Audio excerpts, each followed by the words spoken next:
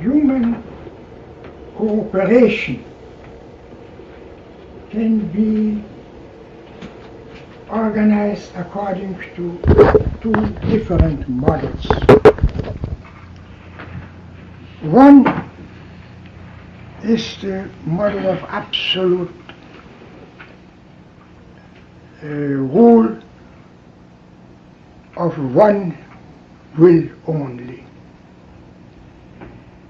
It is a system in which everybody has to obey the orders issued from one point of the system.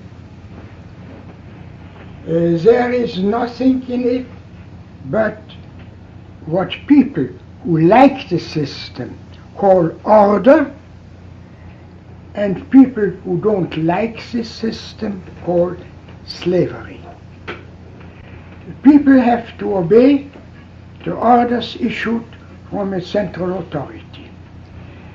The system is very well known to everybody who has served in an army. It's for an army the only possible system. And therefore, if one criticizes it, and if one says something that in the eyes of the hearers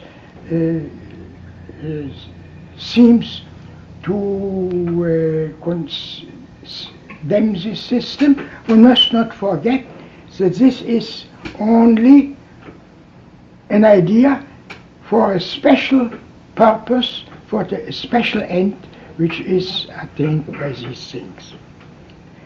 Let us simply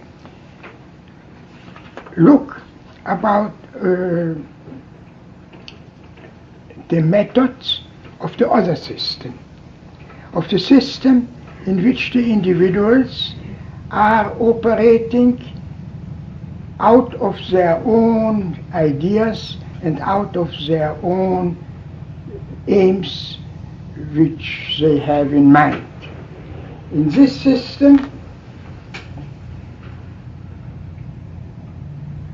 very well known to everybody and that has not to be described, in this system there is an exchange.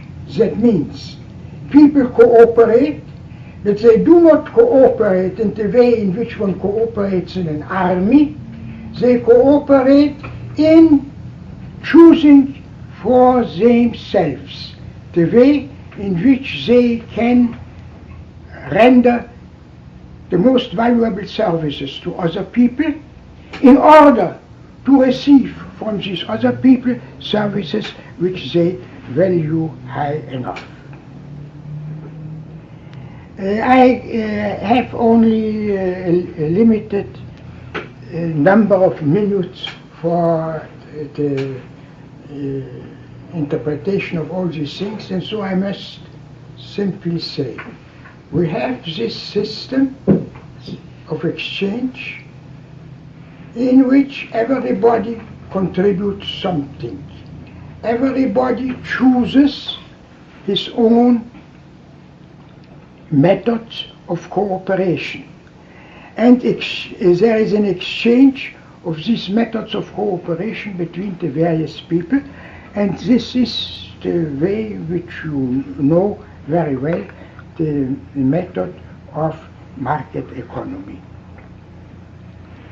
In such a system in which people are not working according to the orders received from a commander-in-chief as in the army, in such a system everybody contributes to the life of the whole group by rendering those services for which he has the best opportunity of rendering those services which, according to his ideas, will give him the opportunity to serve others in order to be served by them. The system it's not necessary to describe the system. We know it very well. It is the market system, the system in which everybody tries to serve other people in order to be served by them. And this system requires exchange. It is exchange. I give something in order to receive something else. And as these contributions of the various people are not identical in size, it is necessary to use in exchanging them something which is merely a medium of exchange. I do not explain all these things because they are perfectly known to everybody. This medium of exchange is the great problem which we call the monetary problem, the exchange problem, the market problem. And we have, therefore, to deal with it when we are analyzing the way in which people cooperate. They do not cooperate on the market in the way in which one cooperates in a totalitarian system. And I want to say, if I use the term totalitarian system, I do not want to criticize or to reject it in general. I want only to point out that the difference is against the market system. In the totalitarian system, the orders come from one central authority only, while in the market system, everybody tries to place himself into the position in which he can best serve other people. He does not do it with the intention, with the plan, with the idea to serve best other people. He's not such an idealist. He enters himself into the system in order to get the best possible service from the part of other people by himself trying to satisfy their wishes in the best possible way. It is not necessary to enter into a more detailed interpretation of the system that everybody knows. And everybody knows also that in such a system requires a medium of exchange. And this medium of exchange is popularly called money. We would have to say, to explain much more, one would have to write volumes in order to introduce the meaning of this institution, but it is known to everybody. Now, the great error and the great problem we have to deal with is the idea that you can improve your own situation by getting more of this medium of exchange, by getting more of this money. That means the individual says, I would be much happier, I would be in a much better situation if I had more of this medium of exchange, if I would have more of the money. And from this point of view, I would be in a much better situation if I had more money. People being friendly to everybody, not being driven by the idea that they alone should be in a good situation, say everybody should have more money. And there is a wonderful system to improve conditions in the world. Make more money. Oh yes, and we have governments who do it. We have governments to do it because it is very cheap to do it. People don't realize that the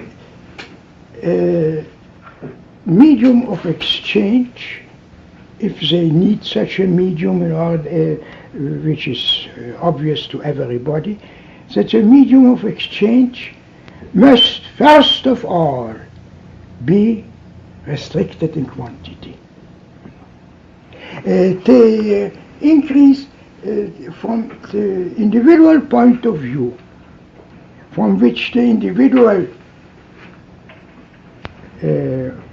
sees all things, is I want to have more money. And I have no objection against other people's having more money, because I have no hostile feelings. And this is precisely what bad governments, bad systems, and so on are doing. They are increasing the quantity of the medium of exchange. They are not so much interested in increasing the quantity of the goods and services which people really need, which people want to have. And so we have the system of inflation. The system of inflation, it was the idea people once, or let us say today too, the simple-minded people say, what I need is more of this medium of exchange, is more money. And I am in favor of an increase in the quantity of money. What he forgets is that we don't eat money, we don't live on money, that money is a medium of exchange and not something that can render any services. And therefore the policy of increasing the quantity of money, this policy of inflation, brings about higher prices, but these higher prices do not only increase the income of the sellers, they are also restrict, first of all, the income of the buyers, make it more difficult to buy. People have chosen the precious metals, gold and silver, long ago, as the most useful medium of exchange. Later silver was dropped and gold alone remained. And they say today, you hear it again and again, and the simple man considers it as correct. Why gold? Gold is useless. You have one wedding ring, it's enough. It would be very bad if people were to collect wedding rings by the procedures that are leading to the exchange of wedding rings. Now, the problem is very well known to everybody and doesn't have to be interpreted or explained in any way.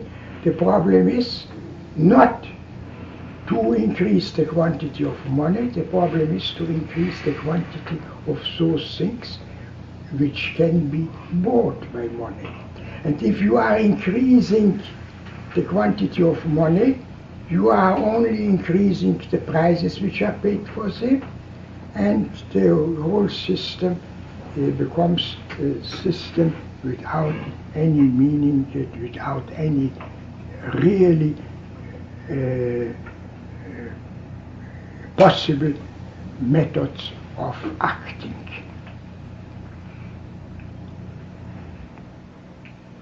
What we have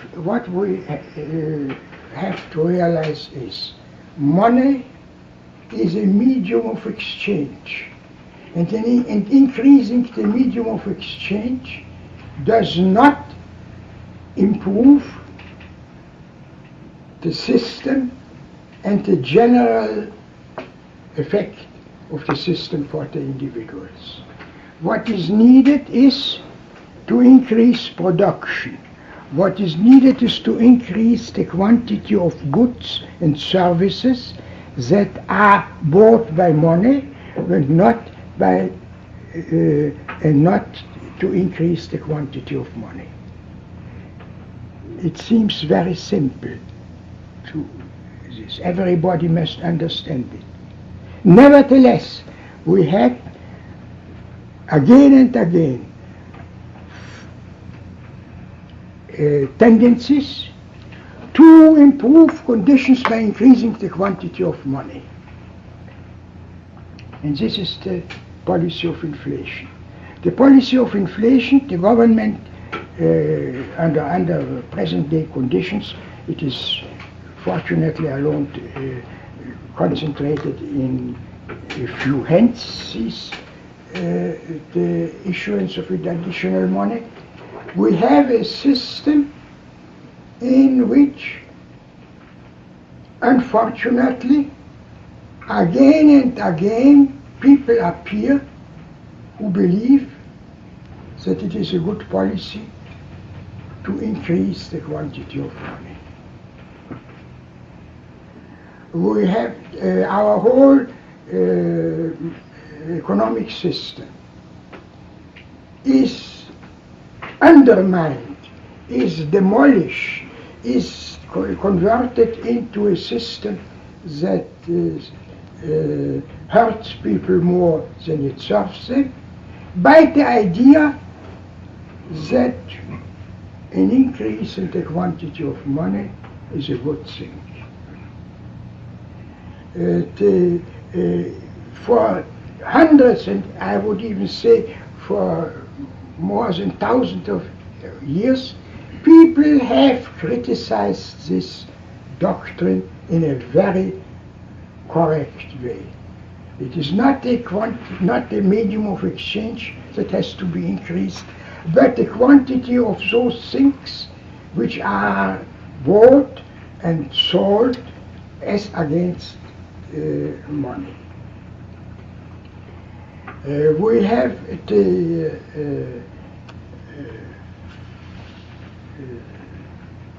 system in which money is necessary as a medium of exchange, but in the quantity of every individual good and service that is not limited, a quantity that is unlimited brings about a drop in the exchange ratio and exchange value of the things concerned. From this point of view, I want to answer some of those questions and objections which are mostly raised against the system of monetary exchanges. First of all, people say, why gold? And the answer to this question which they give is, it's ridiculous. Gold is absolutely useless. It is just heavy in weight, it is yellow, it is rare in quantity. Why gold? Now, the answer is this. gold because the increase in the quantity of gold costs people who do it as much as they can get for the quantity produced. That therefore there is no tendency, no possibility of making more money, more wealth by producing an increase in the quantity of gold than by doing the same in some other commodities. That means whether you are mining gold or whether you are in any other business does not make a difference in the expenditures because the quantity of gold is limited and because the production of additional quantities of gold requires precisely the amount of expenditure which is needed in order to bring it into equilibrium with other commodities. Therefore, the production of gold cannot become so large that the quantity of that it hinders the development of other quantities and other commodities. We have this system we brought into certain, let us say, tolerable frame when the quantity of gold, the quantity of money which was not gold was almost eliminated or strictly limited. That means when the only real money, the only money which was used was the gold money or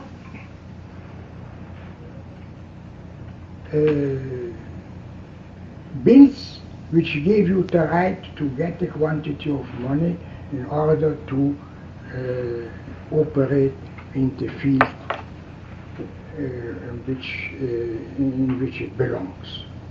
That means what we have to realize is that if the quantity of gold is increasing, then there is a drop in its purchasing power possible or necessary, and the adjustments which are necessary in order to bring this in order are taking place. What we have to realize, and which can very nicely be described in fine theoretical ways, is that the governments, in declaring that this is equal to this which they are manufacturing is equal in purchasing power to a quantity of gold, are making not only a mistake, but are destroying the whole monetary system. If we want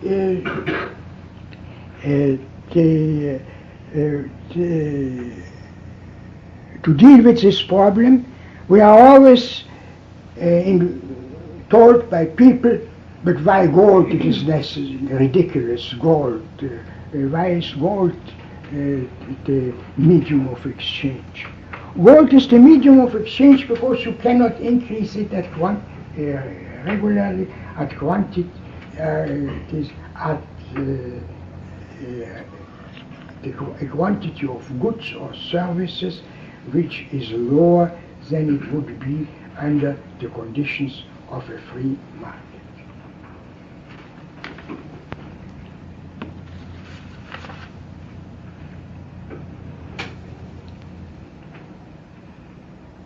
a declaration of somebody, be it an individual or be it the most powerful government in the world, that a certain piece of paper is equal in purchasing power to its definite quantity of gold, such a declaration is absolutely useless if there is not an opportunity given for the individual, for every individual, to make use of this so-called equality by exchanging one against the other, gold against the bills of paper and the bills of paper against gold.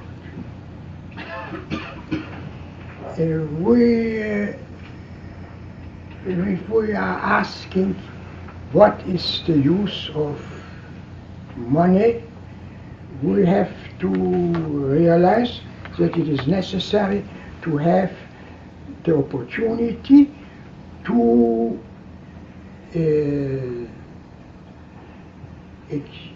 have values of greater quantities of units to exchange against a number of values of smaller quantity, of smaller purchasing power. And therefore, what we have to realize if we want to deal with the thing from the practical way, we have to say this. It is certainly not gold is certainly not an ideal money. Certainly not. There are no ideals in the world of reality. But we can use gold, we can as a medium of exchange. Because the quantity of gold is by and large limited, and the production of additional quantities require expenditures that do not influence the purchasing power of the already existing gold to a greater extent, as such changes are occurring in everything daily and again and again. We can therefore live, we can therefore exist with a system of gold money. There is no danger that a great revolution in prices will be brought about. In the last 200 years, it happened again and again that the increase, that the discovery of new fields in which gold could be, additional quantities of gold could be produced, brought about a slight drop in the purchasing power of the gold unit as against the purchasing power of the gold unit which would have remained in the absence of this new discovery. That means it happened, for instance, in the middle of the 19th century, that new gold discoveries brought about what people considered at that time as a price revolution or something like that. But this was almost without any quantitative influence upon the great markets of the whole world. It is, in fact, we can say the production of additional money, gold money, is limited.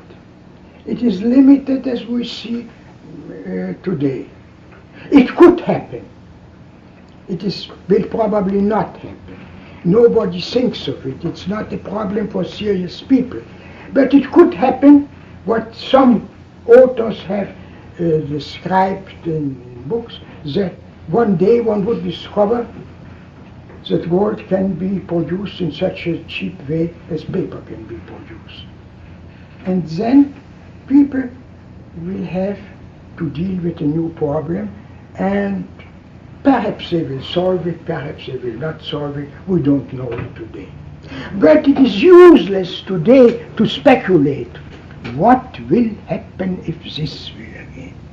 What will happen if you have sleepless nights and you have nothing else to think about? You could think, what will happen if one day gold could be produced in such a cheap way as let us say, paper.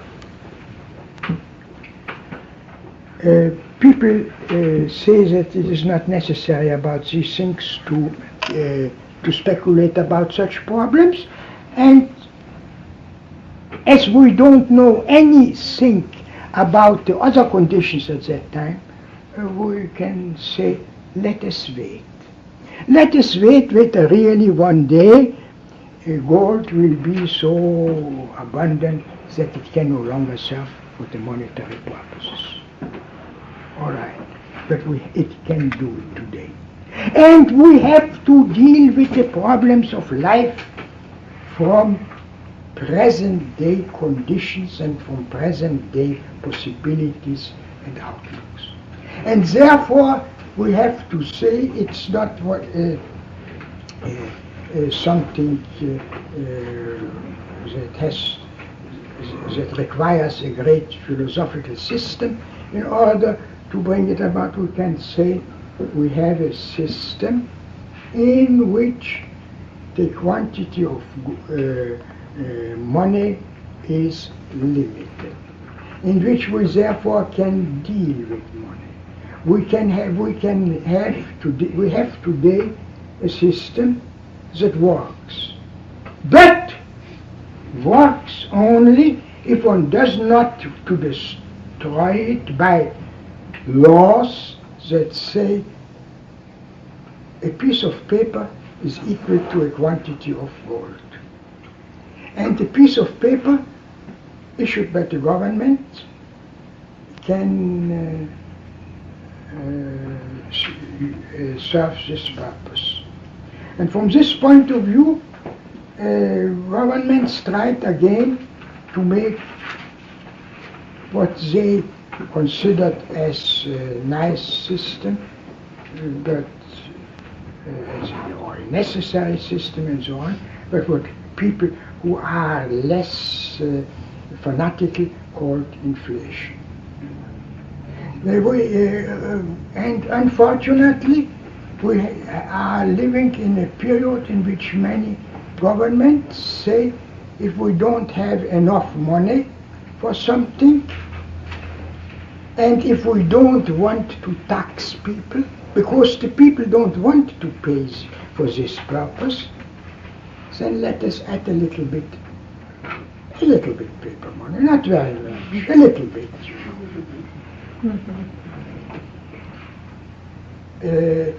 One could compare this, and people did it, with many things that happened in the field of the use of various drugs. In the same way in which when you have started to use certain drugs, you don't know when to stop and how to stop. In the same way it goes on with the government, with the printing of money. The first rule, or the only rule, which we have to teach to everybody in explaining the problems of money is an increase in the quantity of money brings about for the group, for the people, for the society, for the king, for the emperor who does it, an improvement, a temporary improvement of a situation. But why to do it today and not to repeat it tomorrow? This is the only question. This is the problem of inflation. The conduct of government affairs, public affairs, is not different from the conduct, from the financial and monetary conduct of private affairs. If the government wants to spend, it has to collect taxes. If the government increases only the quantity of money, in order to do this, then it brings about a catastrophe. A catastrophe which must not be described today, unfortunately must not be described today, because people experienced it in the last 30 years again and again in various countries. There was a government, like the German government,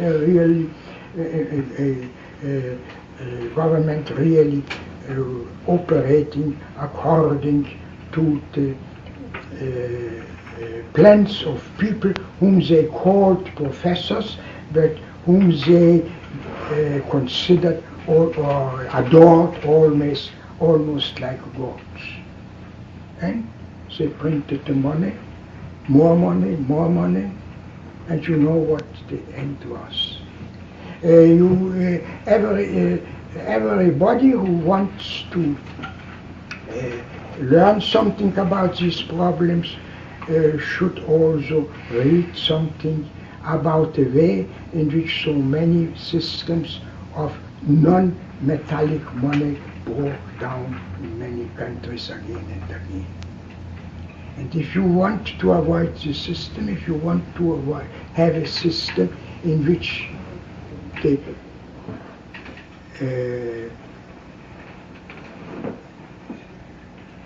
work of people operates quietly, then you have to avoid inflation.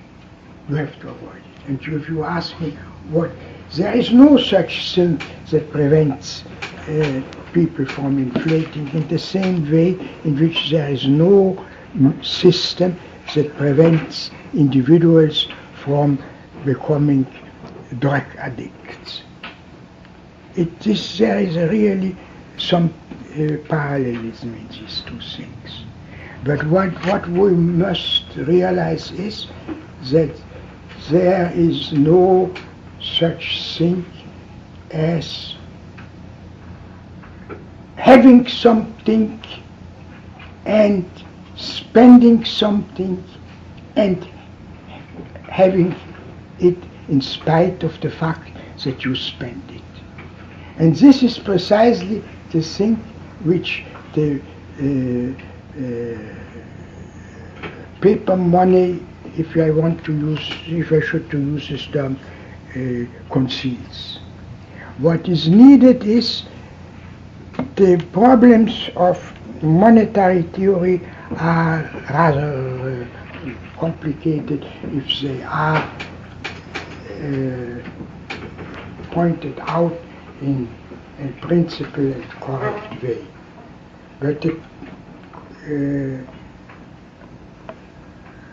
the methods of monetary policy are rather simple enough to be explained to not only to philosophers and to statesmen and to people who have great experience in dealing with special problems of money, but simple enough and clear enough to be explained to everybody.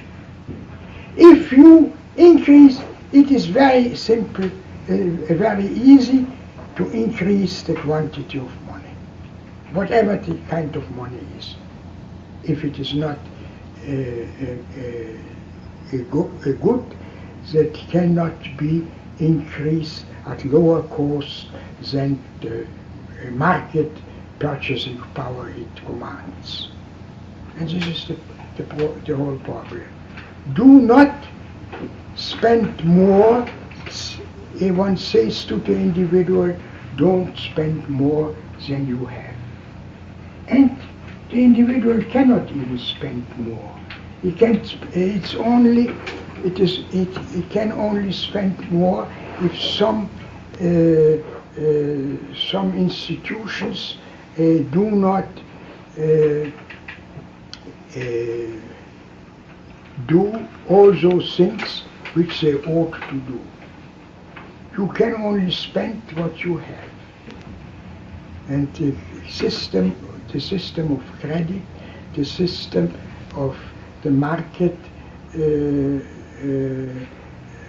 requires only the one idea. If you want to spend something which you don't have already, then you must first acquire it. You must first acquire this thing, and then you can spend it. Everything else brings about a system which in the last 50 years had almost all countries of the world again and again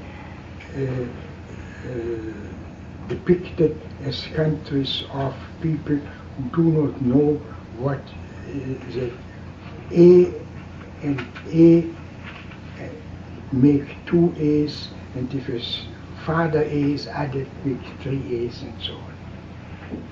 And therefore it is today simpler to explain these problems politically, because in every country you have only to refer to historical facts of modern, very recent history that happened in these countries. Therefore, one should assume that people will not again, never again have to pass through the same experiences which happened in the last 50 years in most of the countries of the world. You must not, it's not necessary to remind me that we have finished our talk, and that now the time of discussion may begin. Thank you.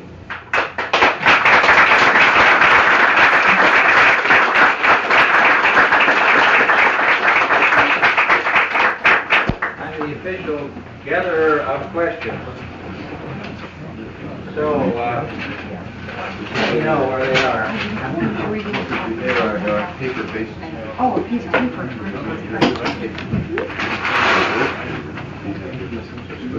Looks like a good question here. Would it be better if labor unions were to demand reductions in the price of articles produced instead of demanding increase in wages?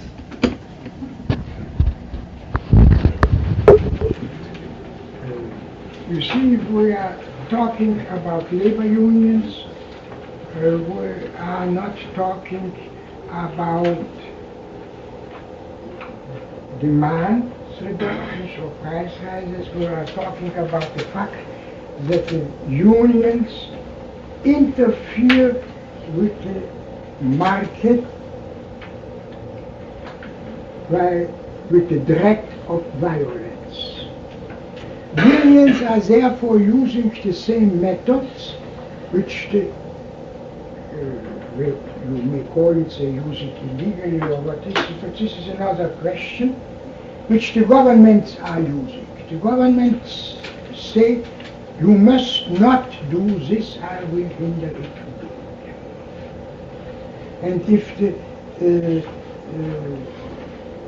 this is done in the service of a good policy, then it's good. If it's in the service of a bad policy, it's bad. But the question which this, the problem which this question wants to have discussed is the question whether one should resort, whether people should resort to violence or the threat of such that these sound principles are really working. You can't have an artificial thing, you can't have to hinder you. What is the motivation of those who blame inflation on the raising of prices and wages rather than upon the dilution of the money supply? The dilution. Dilution, the increase in the money. The increase of the money supply. Of course, the money supply is this inflation. The motivation of those who blame it, inflation consists in the increase in the money supply. You don't know. By and large, if we would have had not an artificial increase in the money supply, that means artificial, the government made increase, there would be a slow increase in the population figures and a slow increase in the quantity of money which goes on. The inflation is a policy of, is a conscious policy of governments increasing the quantity of money because they believe that this is a better system for themselves, for the governments, and for the whole of the nation. Well, can you say something about why they shift the blame to higher prices rather than...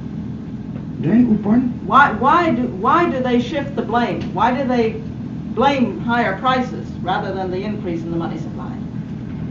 Because they blame the effects and not the causes. Because a man complains about disease, about the pains that his disease produces in him, and not about the fact that something which he knows only from books, and a germ entered into his body. He doesn't know anything about the germ directly. He knows only about the effects of the germ. And this is the reason why you do it in the same way with money. Nixon seems to have no grasp of the cause and cure. I suspect you agree. Now, what would you do if you were president? What would you do if you were president? Would there be a violent initial reaction? I suppose he means to... I don't want to talk about the personality of the president. But if the government, let us assume there is at the head of the government a group of people who are absolutely against every kind of inflation, and they do not increase the quantity of money, then there will not be any increase in the quantity of money. But there is another party, and this other party says, how stupid are these people? You could get increasing the quantity of money. Imagine this, you are making now $5 for this. You could make 6 or 7 or 8. What is needed to do is only another policy, and then people will do it. You can't substitute for sound policies a policy that is only sound in the eyes of a superman and is considered as stupid by the masses. People say, why should the government not do this? So it's so simple, a little bit more money, and we can print it. And we have printing offices. Would selling government properties help reduce the inflation? Would selling government properties help at all in solving the inflation problem? To apply against the debt? If the government property would not, if the government has debt of, let us say, of 1 million, and in order to pay back this debt, sells the property of 1 million, then there is no change in general. But the thing is that without increasing the government property, the government increases the quantity of money again and again. That means that the government, let us take a thing where the government is perfectly out of any, let us say, responsibility, moral responsibility. There comes in a barbarian country invades our country, and we must fight, and this fighting against them requires a lot of money, and in order to get this money, the government can only increase the quantity of paper money, inflation, or it can sell government later, government property and so on. There is no such, what you have to realize is, if you want to spend something, you must have it. If you want to live continually, you must work in order to produce continually. There are no financial miracles. This is the most important fact. People think that it is possible by some kind of manipulation with paper money and so on to have quantities available for additional spending. This is not the fact. If you want to spend more, you have to make more, you have to earn more.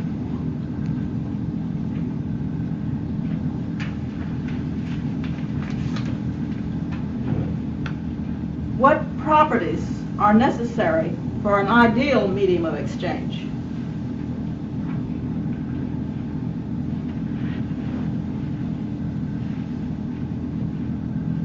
An ideal, I don't know what an ideal medium of exchange You said is. gold was not ideal.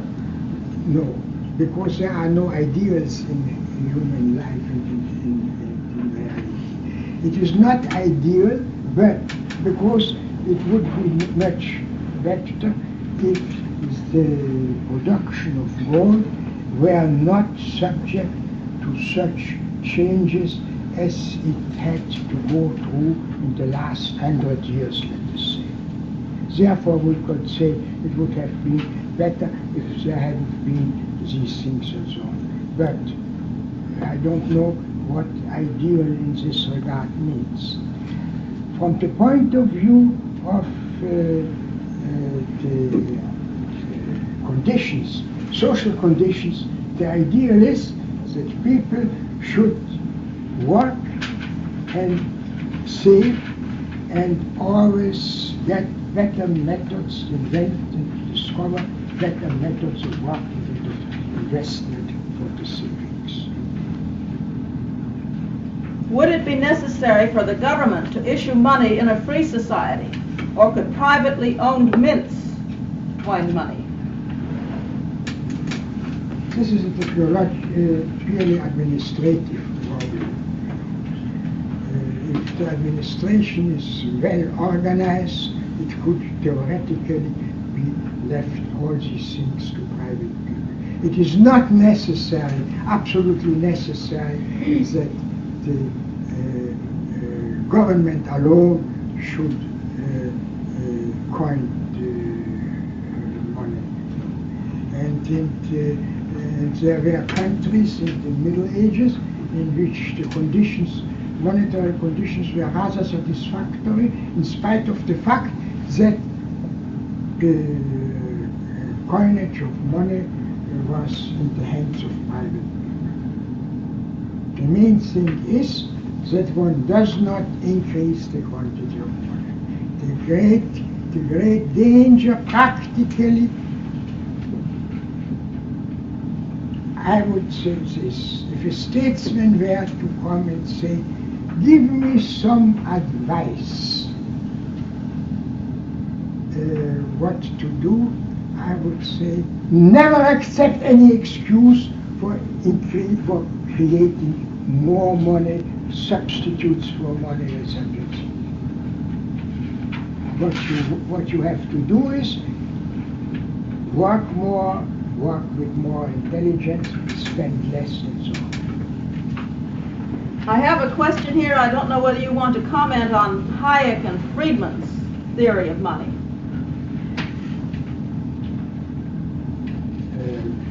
What concerns Hayek, by and large in agreement with differences only in terminology. And what concerns Friedman, I must leave it to this would require quite the discussion of several hours. How about telling them to read your critique of Fisher? How about Irving Fisher? Would your critique of Irving Fisher, sir? Your critique of Irving Fisher. Yes, you should read it. And substitute Friedman's name. Where is that? In the money book. This is a... How long can our economy keep up in inflation until the bubble bursts? You see, this is so-called, this is a problem of intellectual understanding. You can't say 3 months, 6 months, 1 year, or so on. It depends on the thing. It depends when do people discover that inflation will go on. Inflation can only operate as long as people don't realize that the government considers inflating as a method, as an accepted method of providing funds. As long as this goes on, as long as people take the money, then they will do it. And now I would say in the last 50 years, the nations and the individuals have learned a lot about inflation, and they are today, in this regard, more nervous. And then, therefore, today we may expect that even a smaller amount of inflation will make the people very suspicious of the plans of the government, and the breakdown will come sooner than it would have come without this situation. Here's one more. There are a few that are technical, and that if you want these questions, I won't bother you with. They're technical and so forth. And if you see me afterwards, I'll refer you to some readings. But this one's on credit expansion.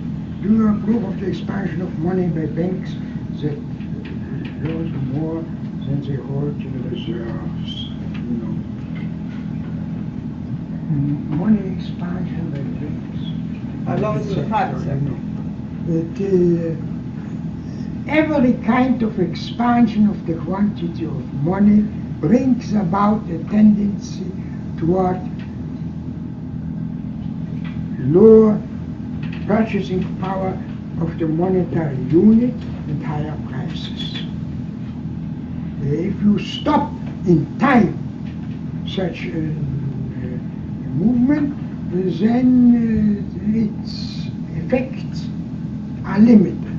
If you don't stop it in time, then ask the historians what happened to Germany not so long ago and what happened to other countries and so on. You have again and again, you have especially for doctoral dissertations, I recommend what happened in various countries of Asia and Africa in the last 50 years, and then you will have a sufficient quantity of material to study this problem. But this is something that depends on the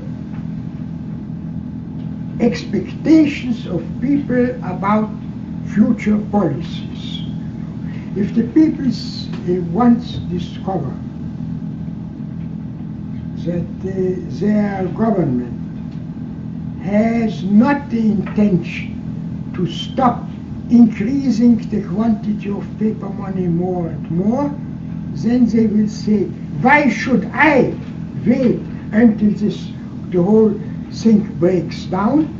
I will behave already today as if this end had been reached. Then the end will be there because everybody behaves in this way. Well, I think he's worked hard enough for his money. Earned your dinner today.